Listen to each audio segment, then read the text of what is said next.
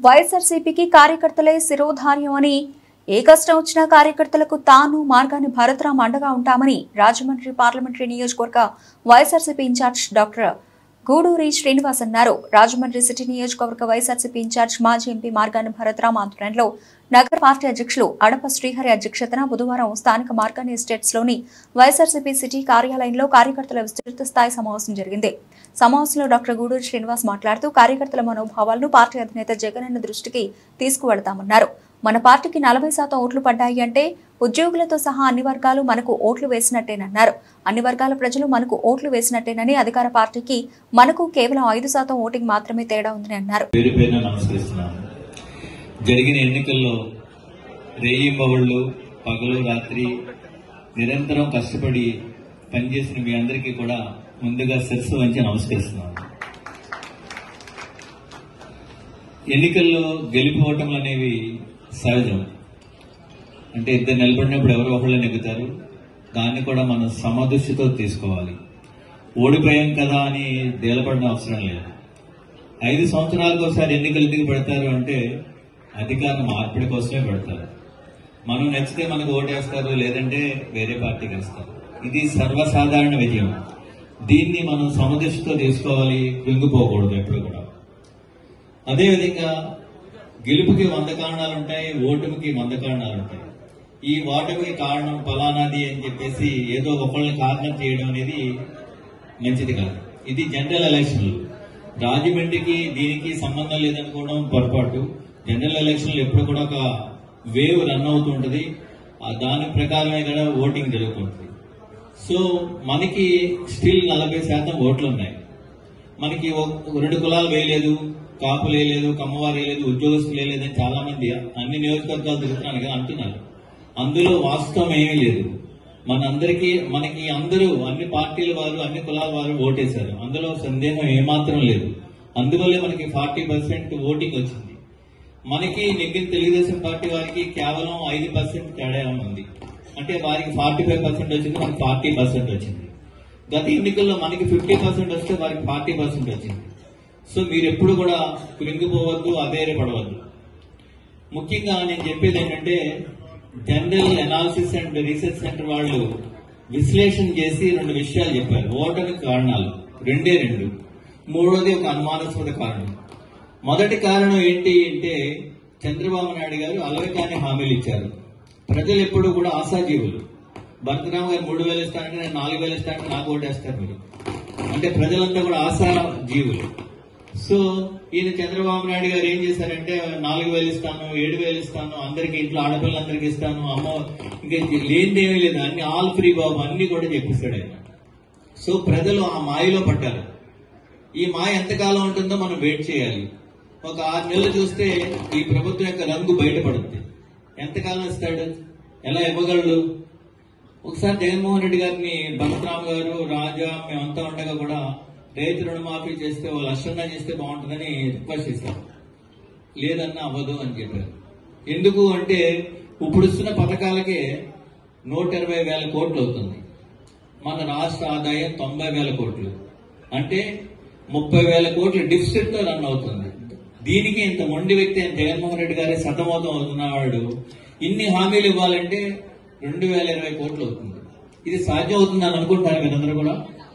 ఒక్క 6 నెలల్లో ప్రజల్లోనే తిరుగుబాటు వస్తుంది. మనం ఏం చేయగల, మనం ఏమి యాజిటేషన్ చేయగల, కాముగా ఉండండి. ప్రజల్లోనే తిరుగుబాటు వస్తుంది. వీళ్ళు చెప్పిన హామీలు వీళ్ళెవరు, ప్రజలే తిరుగుబాటు వచ్చి వీళ్ళని కొడతారు. మనం ఏం కొట్టక్కర్లేదు, మనం ఏ ధర్నాలు చేయాల్సిన అవసరం లేదు. సో ఇది ముఖ్యంగా గుర్తించుకోండి. రెండో కారణం ఏంటి అంటే అబద్దాలు ప్రచారం చేశారు. ఒక వారం రోజులు ఎలక్షన్లు ఉన్నాయనగా పీకే అని ఒక పనికిమాలుడు ఉన్నాడు. ల్యాండ్ టైటిలింగ్ యాక్ట్ గురించి 1 వారం రోజుల ముందు ప్రచారం చేయి వాళ్ళు తిరిగి సర్దుకునే లోపల ఎలక్షన్లు అయిపోతాయని చెప్పాడు. సో మీ ల్యాండ్స్ లాగేసుకుంటున్నాడు. 1 సెంటు 2 సెంట్లు 10 సెంట్లు ఉన్నవాడు, 2 ఎకరాలు ఉన్నవాడు ల్యాండ్ అంతా జగన్మోహన్ రెడ్డి లాగేసుకుంటున్నాడని చెప్పి దుష్ప్రచారం చేశారు. సోషల్ మీడియాలో వాళ్ళు అద్భుతంగా దీన్ని ప్రచారం చేశారు. మన సోషల్ మీడియా కూడా చాలా యాక్టివ్ గా ఉండాలి. సోషల్ మీడియా ఎంత యాక్టివ్ గా ఉండాలంటే ఈ పాటికి జగన్మోహన్ రెడ్డి గారు ఉంటే ఈ పాటికి రైతు భరోసా పడేది, అమ్మఒడి పడేది. ఇప్పటి వరకు వాళ్ళు ఇవ్వలేదు. మీరు సోషల్ మీడియాలో ఎవరిని ఏమనొద్దు. జగన్మోహన్ రెడ్డి గారు ఉంటే ఈ పాటికి ఇవ్వచ్చును. ఇంకో 2-3 నెలలు పోతే ఇంకొక చెయ్యొద్దు వచ్చింది, ఇలా ఇవే మీరు పెట్టండి. సో వాళ్ళు అద్భుతంగా ఈ దుష్ప్రచారం చేశారు సోషల్ మీడియాలో. జగన్మోహన్ రెడ్డి గారు ల్యాండ్ లాగేసుకుంటున్నాడు, ల్యాండ్ టైటిలింగ్ యాక్ట్. ఇది ఎవరు పెట్టారు? ల్యాండ్ టైటిలింగ్ యాక్ట్ నీతి ఆయోగ్ రికమెండ్ చేస్తే బీజేపీ ప్రభుత్వం రికమెండ్ చేసింది. దీనివల్ల ఉపయోగం చాలా మంచిది. అది బీజేపీ వాళ్ళు కూడా దీన్ని చెడ్డదని ఇప్పుడు కామెంట్ చేయాలి, మీరు గమనించండి. ఎందుకంటే బడా భూస్వాములకి బినామీలు ఉంటారు, వాళ్ళ పేరుని పెడితే ఈ ల్యాండ్ టైటిలింగ్ యాక్ట్ వల్ల ఈ బినామీలు యజమానులు అవుతారు. ఇది సామాన్యులకి ఏమాత్రం నష్టం లేదు, చాలా మంచిది. కానీ వాళ్ళు దీన్ని ఏం చేశారంటే దుష్ప్రచారం చేసి విజయం సాధించి ఈ 2 కారణాలు మెయిన్. చంద్రబాబు నాయుడు గారు ఇచ్చిన అలవకాన హామీలు, రెండోది ఈ దుష్ప్రచారం. ఈ 2 తప్ప ఏ కమ్యూనిటీ లేదు, ఉద్యోగస్తులు లేదని ఎప్పుడు కూడా ఆ భావం పెట్టుకోవద్దు, పెట్టుకోకండి కూడా. ఇది general analysis and research centre వారు ఇచ్చిన రిపోర్ట్. ఇది మూడోది ఒక అనుమానాస్పదమైన కారణం. ఇందాక నగేష్ గారు చెప్పారు. ఎందుకంటే మెజారిటీలు చూస్తే కొంచెం అనుమానం వస్తుంది. ఎమ్మెల్యేల మెజారిటీ చూస్తే ఎంపీల మెజారిటీ ఇలా ఉన్నాయి, వాళ్ళు ఎంత చెప్పారో అంతే మెజారిటీలు వచ్చినాయి. ఇవన్నీ కూడా కొంచెం అనుమానాస్పదంగా ఉంది. కానీ it is not appropriate to comment on this without any evidence. ఆధారం లేకుండా మనం మాట్లాడకూడదు. సో ఆధారం దొరికితే డెఫినెట్ గా కూడా ధర్మం ఎప్పుడు జయిస్తుంది, అందులో డౌట్ లేదు. ఆధారాలు బయటపడితే వాళ్ళు ఈడ్చుకుంటారు జనాలందరూ కూడా. మూడోది, మీరు ఎప్పుడు కూడా మీ అందరికీ కూడా చాలా చక్కగా పనిచేశారు, అద్భుతంగా చేశారు. మీకు ఏ కష్టం వచ్చినా సరే నేను భరతరామ్ గారు మీకు అండగా ఉంటామని చెప్పి సభాముఖంగా హామీ ఇస్తున్నాను. మీకు ఏ కష్టం వచ్చినా సరే, మీరు శుభకార్యాలకు పిలవకపోతే పర్లేదు, కష్టం వచ్చిన మాత్రం పిలవండి. శుభకార్యాలకు పిలవద్దు, మమ్మల్ని ఇబ్బంది పడద్దు అనద్దు. కష్టం వస్తే ఎంతమంది అయితే వచ్చి వాళ్ళేమో ఇక్కడ ఒక్కడికి కష్టం వచ్చినా కూడా ఎంతమంది రావాలి. అదే మన ఐక్యత. మన ఐక్యతను చాటుకోవాలి ఇప్పుడు కూడా.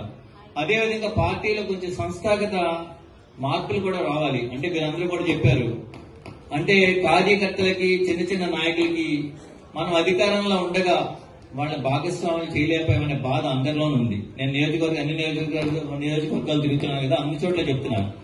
సో మళ్ళా వచ్చే ఎన్నికల లోపల మనం డెఫినెట్ గా ఈ సంస్థాగత లోపాలని సవరించుకుని మిమ్మల్ని కూడా కార్యకర్తల్ని, చిన్న నాయకుల్ని, పెద్ద నాయకులు అందరినీ కూడా అధికారంలో భాగస్వాములుగా చేయాలని చెప్పి నేను, భరతరామ్ గారు కూడా జగన్మోహన్ రెడ్డి గారికి మీ తరఫున డెఫినెట్ గా మేము చెప్తాం, అందులో డౌట్ లేదు. ఏ అయితే లోపాలు ఉన్నాయో అన్ని కూడా సవరించుకుందాం, ధైర్యంగా ముందుకెళ్దాం. ఓకేనా? ఇంకేమైనా ఉంటే చెప్పండి. సో మిమ్మల్ని అందరినీ చూస్తుంటే చాలా ఆనందంగా ఉంది. మళ్ళీ 25 రోజులకే మళ్ళా మనం అధికారంలోకి వచ్చామన్న భావం కలిగింది నాకు. ఇదే ఉత్సాహం కొనసాగించండి. మనమందరం కలిసి ఉందాం. ఇంకొక విషయం ఏంటంటే, కేంద్రంలో ప్రభుత్వం మైనారిటీ గవర్నమెంట్ ఉంది. ఇందాక మన నగేష్ గారు చెప్పారు, మైనారిటీ గవర్నమెంట్. ఏ టైంలోనైనా కూడా ఎన్నికలు రావచ్చు, అందుకు సిద్ధంగా ఉండండి. అదేవిధంగా లోకల్ బాడీ ఎలక్షన్ కూడా 2 years లో వచ్చేస్తాయి.